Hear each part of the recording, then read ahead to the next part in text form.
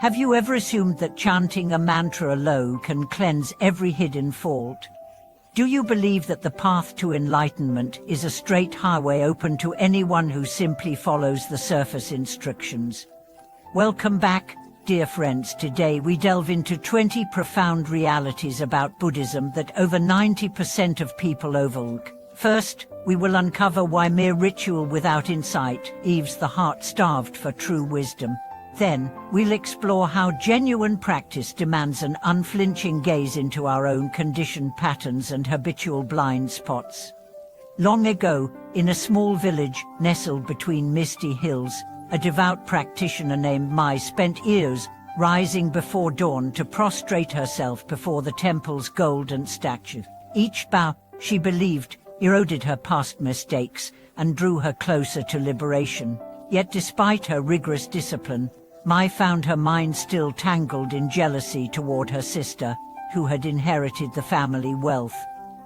One twilight, as cicadas sang their final chorus, she confided her despair to an elderly nun whose clear gaze seemed to pierce through pretense. The nun did not chastise Mai's devotion, and instead, she handed her a simple clay mirror.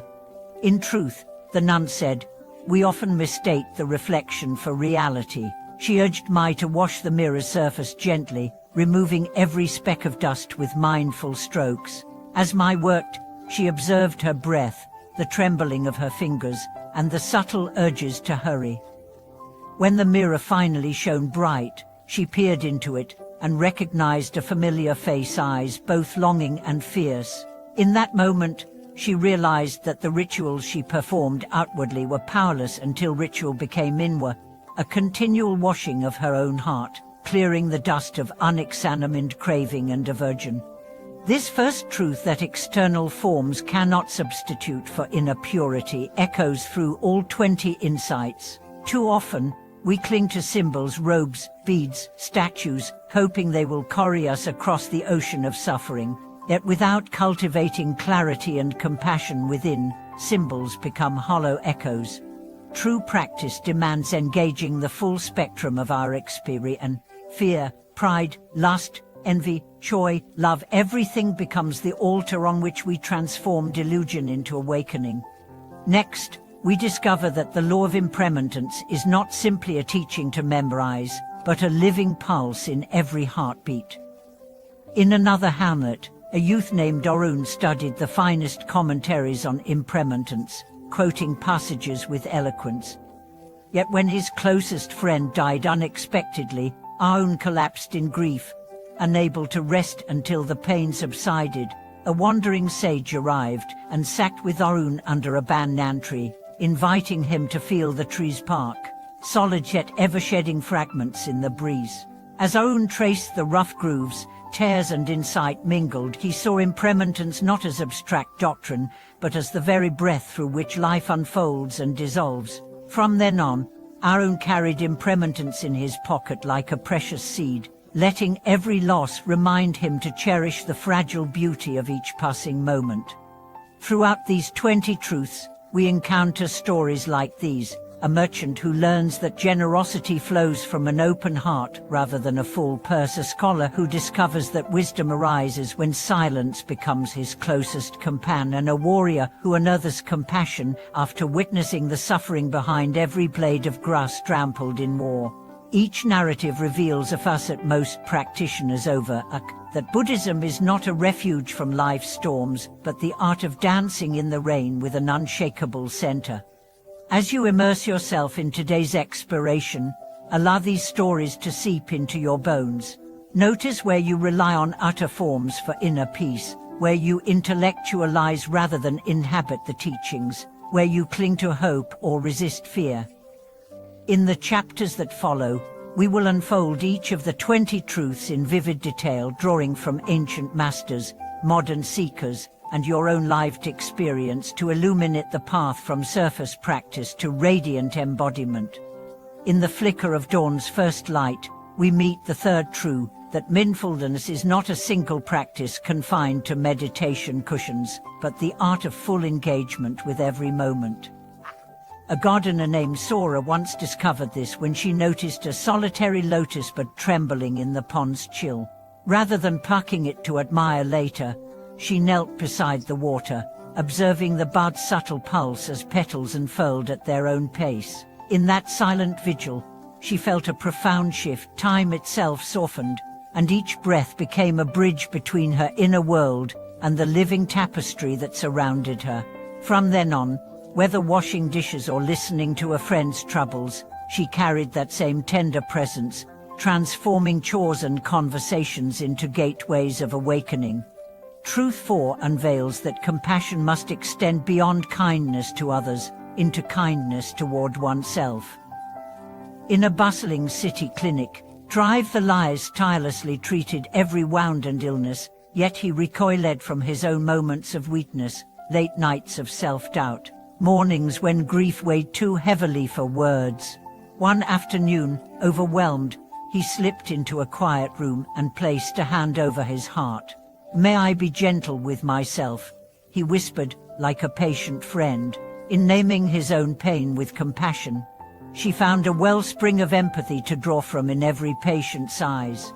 His healing touch deepened not because he learned new techniques, but because he learned to meet his own humanity with the same warmth he offered others. The fifth truth teaches that the roots of suffering often lie in stories we tell about ourselves. An artist named Neha wrestled with the narrative of failure. Every unfinished canvas convinced her she lacked talent. One evening, she encountered a street performer who painted with charcoal on cracked walls, each portrait raw and alive.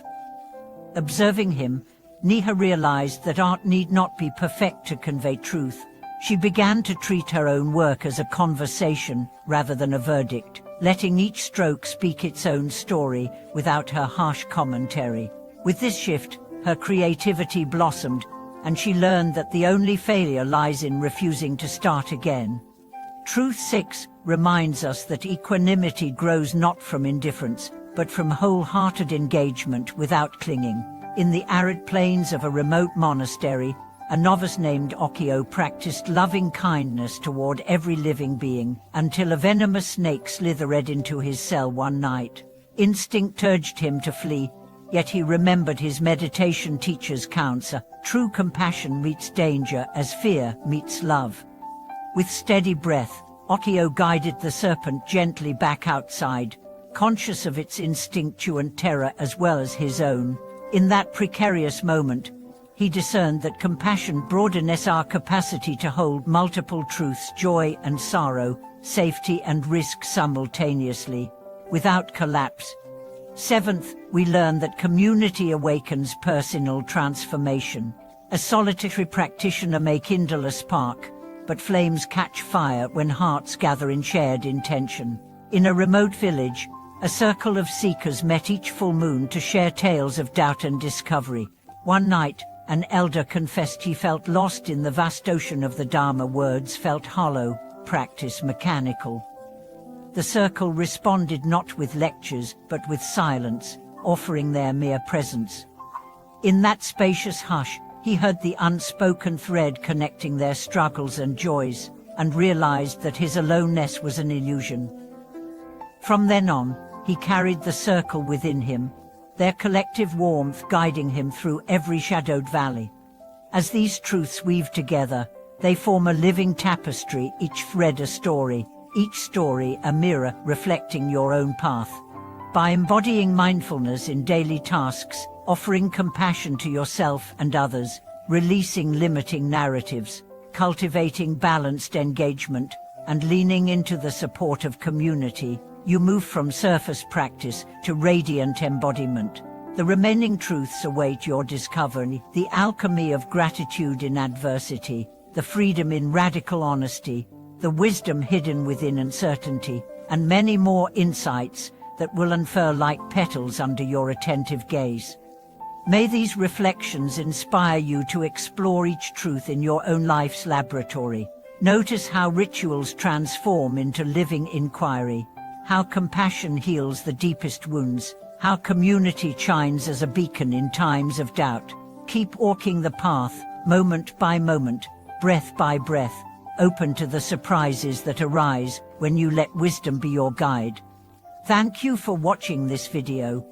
If these insights resonate, please subscribe, like, and share your experiences in the comments below. Your journey enriches us all.